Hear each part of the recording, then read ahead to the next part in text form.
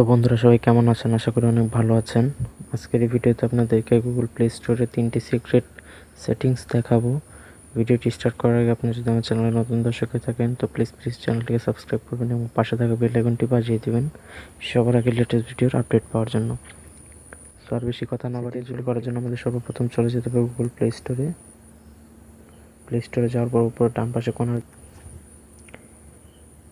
করার পরে যে নিচে দেখতে পাচ্ছেন সেটিংস, এখানে একটা ট্যাপ করতে হবে। তারপর 2 নম্বরে দেখতে পাচ্ছেন নেটওয়ার্ক পারফরম্যান্স, এখানে একটা ট্যাপ করতে হবে। তারপর এই যে 2 নম্বরে আবার দেখতে পাচ্ছেন অটো আপডেট অ্যাপ, এখানে একটা ক্লিক করে আপনারা এখান থেকে do not auto update apps এটা দিয়ে ডান প্রেস করে দেবেন। এটা করলে কি হবে আমি আপনাদের বলে দিচ্ছি। এটা যদি আপনারা অফ করে দেন তাহলে আপনাদের কোনো অ্যাপ যদি আপডেট আসে সেটা অটোমেটিক্যালি আপডেট হতে পারবে না, যেটার ফলে আপনাদের ডেটা প্লাস আপনি যদি ডেটা ব্যবহার করেন তাহলে আপনার ডেটাটা বেঁচে যাবে এবং আপনার ফোন স্টোরেজটা বেশি একটা হ্যাম্পার করতে পারবে না। সো আবার আরেকটা নিচে দেখতে পাচ্ছেন অটো প্লে ভিডিও, এটাতে অন করে ট্যাপ করে এখানে নিচে দেখতে পাচ্ছেন ডন অটো প্লে ভিডিওস, এখানে একটা ট্যাপ করে দেন, দিয়ে ডানে প্রেস করে দেন। এটা করলে কী হবে, আপনার প্লে স্টোরে কোনো অ্যাপসের নিচে যদি কোনো ভিডিও আপনি প্লে করতে চান তাহলে অটোমেটিক্যালি সেটা প্লে হবে না।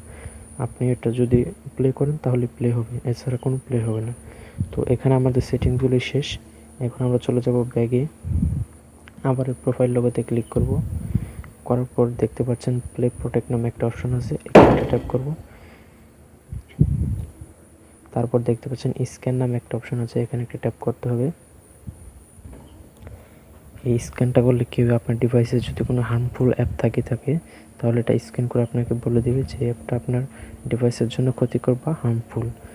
তো আপনি সেই অ্যাপটার বিরুদ্ধে কোনো অ্যাকশন নিতে পারেন।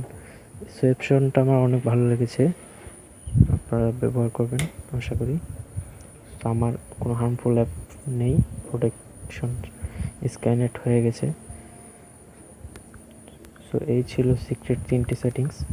আশা করি ভিডিওটি আপনাদের ভালো লাগবে। ভিডিওটি ভালো লাগলে অবশ্যই একটি লাইক করে দিবেন এবং চ্যানেলটিকে সাবস্ক্রাইব করে পাশেই থাকবেন। Thank you.